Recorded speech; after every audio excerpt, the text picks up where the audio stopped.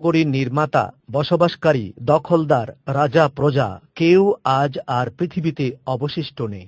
শুধু এই পাথরের মৃত শহর অনেক ইতিহাস, অনেক কথা বুকে নিয়ে দাঁড়িয়ে আছে স্মৃতি হয়ে। এরপরেও কি ঘরবাড়ি, ব্যবসা বাণিজ্য, ক্ষমতা আর বিলাসিতার জন্য মরণোত্তর জগৎকে আমরা ভুলে থাকতে পারি?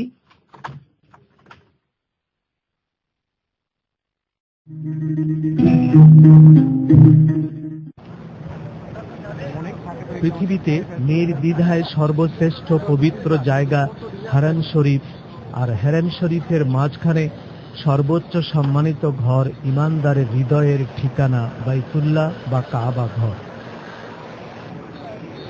বাংলাদেশ থেকে রওনা করে প্রথম আমরা পবিত্র নগরী মক্কা শরীফে যাই এবং বাইতুল্লাহ শরীফের প্রতি দৃষ্টি রেখে আমাদের তৃষিত আত্মায় শান্তি পাই। সেদিন ছিল শাবান মাসের 14 তারিখ দিবাগত রাত। পবিত্র ইশার নামাজের পর হারেম শরীফ থেকে রাত কাটানোর প্রস্তুতি নিয়ে বিশ্বের দিক দিগন্ত থেকে আসা অসংখ্য মানুষের সাথে আমরাও হারেম শরীফে ঢুকে পড়লাম। হারেম শরীফের নিচ তলায় প্রচন্ড ভিড় দেখে আমরা দোতলায় যাওয়ার সিদ্ধান্ত নিলাম। খাদেমুল হারামাইনের শরীফাইন পবিত্র হারেম শরীফের সৌন্দর্য বর্ধন, পরিবর্তন, পুনর্নির্মাণ ও মুসল্লিদের সুবিধার্থে প্রচুর খেদমত করেছেন, একথা অনস্বীকার্য।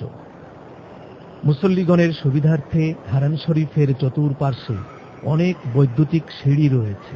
আমরা হারেম শরীফের দোতলায় চলে গেলাম কাবা ঘরকে মন ভরে দেখবার জন্য। সর্বোচ্চ পবিত্র এই ঘর আল্লাহর ঘর। শ্রদ্ধা ও মোহাব্বত নিয়ে এই ঘরের দিকে শুধু তাকিয়ে রইলেও প্রতি মুহূর্তে 20টি করে সওয়াব পাওয়া যায়।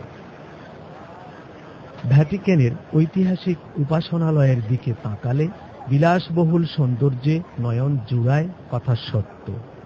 কিন্তু আল্লাহর ঘর এই কাবা শরীফের দিকে মনোযোগের সাথে তাকালে হিমালয়ের জমাট বাঁধা বরফ গলার মতো হৃদয় গলে অশ্রু ঝরে। তাই অসংখ্য মানুষ সেই কালো পাথরের ঘরের দিকে তাকিয়ে মনটাকে কিছুটা হলেও হালকা করে নেয়। দেখছিলাম হাজার হাজার বছর ধরে এই ঘর চতুর্পার্শ্বে ঘূর্ণয়মান তার ভক্তদেরকে মায়া, মমতা ও রহমত বিলায়, এভাবেই দিবারাত্র 24 ঘন্টা। হৃদয়ের শান্তি ও পাপ মোচনের জন্য কেউ বা তাওয়াফ করছেন, কেউ বা মা হাজেরাকে স্মরণ করে শ্রদ্ধা জানাতে সাই করছেন। হাজার হাজার বছর পূর্বে সন্তানের জিহ্বায় পানি তুলে দেবার জন্য একটু পানির আশায় প্রায় অর্ধ কিলোমিটার পথ সাফা পাহাড় থেকে মারওয়া পাহাড় পর্যন্ত যাতায়াত করেছিলেন মা হাজেরা। তাই তো আজও মানুষ এই দুই পাহাড়ের মাঝে তাওয়াফের পর সাই করে থাকে। মানুষ পৃথিবীতে এসে অন্যায় করবে, অপরাধ করবে, এটাই স্বাভাবিক। মানুষকে ক্ষমা করবার জন্য আল্লাহ তাআলা অসংখ্য সুযোগ করে দিয়েছেন, সময় দিয়েছেন, দিন দিয়েছেন, রাত দিয়েছেন। তেমন একটি রাত হলো লাইলাতুল বারাত, শবে বরাত, যে রাতে আমরা পৃথিবীর ক্ষমার শ্রেষ্ঠ জায়গা হারাম শরীফ আল্লাহর ঘরের পাশে দাঁড়িয়ে কথা বলছি। আজকে লাইলাতুল বারাত, লাইলাতুল নিসফ মিন শাবান, আমরা আল্লাহর ঘরের পাশে দাঁড়িয়ে কথা বলছি। এখানে লক্ষ লক্ষ মানুষ এই রাতকে কেন্দ্র করে বিশ্বের বিভিন্ন জায়গা থেকে এসেছেন। কেউ তাওয়াফ করছেন, কেউ নামাজ পড়ছেন, কেউ সাই করছেন। আমরাও তাদের ভিড়ে এভাবেই শরীক হয়েছি। আবার কেউ বা তাওয়াফের পর আল্লাহর ঘরে দোয়া কবুলের উত্তম জায়গা মুলতাজা অর্থাৎ বাইতুল্লাহর দরওয়াজার চৌকাঠ ধরে কান্নাকাটি করার চেষ্টা করছে, যে দরওয়াজায় কোনো এককালে লেখা ছিল পবিত্র কোরআনের আয়াত, বিসমিল্লাহির রহমানির রহিম, قل يا عبادي الذين أسرفوا على أنفسهم لا تقنطوا من رحمة الله إن الله يغفر الذنوب جميعا।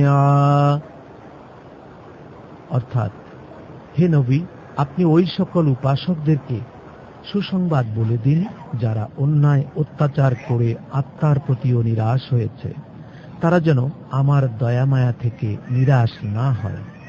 আমি দয়ালু, এমন কোনো গুনাহ বা অন্যায় নেই যা ক্ষমা করি না। আল্লাহ পাক আরো বলেন, উদউনি আস্তাজিব লাকুম, তোমাদের ডাকতে দেরি, আমি শুনতে এবং জবাব দিতে দেরি করি না।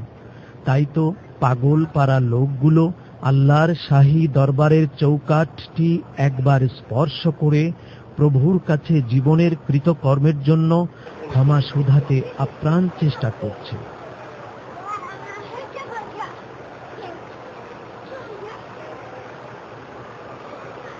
বিশেষ করে সেই পুণ্যময় রজনী ছিল সেই রাত, যে রাতের সন্ধ্যা থেকে ভোর পর্যন্ত মহান দয়ালু আল্লাহ তাআলা বান্দাকে ডেকে ডেকে বলতে থাকেন, কে আছো অন্যায় করেছো, এসো আমার কাছে ক্ষমা চাও। কে আছো অসুস্থ, আমার কাছে মুক্তি চাও। কে আছো দরিদ্র, আমার কাছে রিজিক চাও। ভোর পর্যন্ত তোমাদের জন্য অবারিত দরজা খোলা রইল। আল্লাহর ঘর এই বাইতুল্লাহ শরীফকে ঘিরে অসংখ্য মানুষের কান্নাকাটি, নামাজ, তিলাওয়াত, জিকিরে, তাওয়াফে ও সাইতে যেন এক মেলা জমে উঠেছে মুক্তিকামী, শান্তিকামী ও কল্যাণকামী নারী ও পুরুষের মধ্যে। আত্মার চোখ দিয়ে তাকালে লক্ষ্য করা যায় দয়া মায়া ও প্রভুর প্রেমের জোয়ারে মানুষ কিভাবে সিক্ত হয়ে ভেসে বেড়াচ্ছে। হারাম শরীফের ভেতর থেকে বারবার দৃষ্টি কেড়ে নিচ্ছিল জমজম টাওয়ারের মাথায় সবুজ ঘড়ি মিনারটি। বাবে আব্দুল আজিজের সামনে 126 তলা জমজম টাওয়ারের মাথায় সেই সবুজ ঘড়ি। মক্কা নগরীর চতুর্পাশ থেকে হারেম শরীফের অবস্থানকে উপলব্ধি করবার জন্য প্রায় 1500 ফিট উঁচুতে স্থাপন করা হয়েছে এই সবুজ ঘড়িটি একটি মিনারের আকৃতিতে, যার শোভা দিনের চাইতে রাতের বেলা আরো খানিকটা বেড়ে যায়। মূলত এই ঘড়ি মিনারটি গোটা মক্কা নগরীর মানুষের কাছে হারেম শরীফকে অনেক কাছে এনে দিয়েছে এবং এটার মাধ্যমেই আল্লাহ তাআলার নামকে সর্বোচ্চ উঁচু করা হয়েছে। মাতাফের এলাকায় ভিড় বেশি হলে অপারক তাওয়াফকারীদেরকে দোতলা দিয়েই তাওয়াফ করানো হয় হুইল চেয়ারের মাধ্যমে। আজকাল অবশ্য কারো সহযোগিতা ছাড়াই সক্রিয় হুইল চেয়ারেও অপারক অসুস্থ ব্যক্তিগণ তাওয়াফ করে থাকেন। আল্লাহ তাআলার ঘরের উত্তর পার্শ্বে গোলাকার দেয়াল ঘেরা জায়গাটুকুকে হাতিম বলে। কোন এক সময় এটাও বাইতুল্লাহর অন্তর্ভুক্ত ছিল, তাই এর ভেতরে নফল নামাজ পড়তে পারলে আল্লাহর ঘরের ভেতরেই নামাজ পড়া হয় এবং এই জায়গাটাও দোয়া কবুলের জায়গা। হারেম শরীফের সম্মুখভাগে ছোট ছোট গম্বুজ বিশিষ্ট এলাকাগুলো 800 বছর ধরে যারা মুসলিম বিশ্বকে শাসন করেছিল সেই খেলাফতে উসমানীয়দের গড়া হেরেমের অংশ। মহাপবিত্র শাবান মাসের মধ্য রজনীতে আল্লাহ তাআলার ঘর সামনে রেখে ইবাদত করার জন্য বিশ্বের বিভিন্ন দেশ থেকে ঈমানদার মুসলিমগণ পরিবার পরিজন নিয়ে এসে হারেম শরীফের ভেতরে দল বেঁধে বেঁধে নানা রকম ইবাদতে লিপ্ত হয়েছেন, এমনকি তাদের সাথে শিশুরাও রয়েছে। শাবান চাঁদের 14 তারিখ দিবাগত রাতে আমরা রাত 12টার দিকে হারেম শরীফে ঢুকে পড়ি।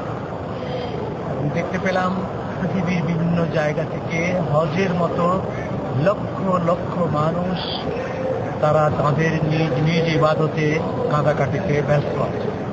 দুঃখজনক হলেও সত্য বলা হয়ে থাকে, আমাদের দেশে শবে বরাত বলতে কোনো কিছু নেই।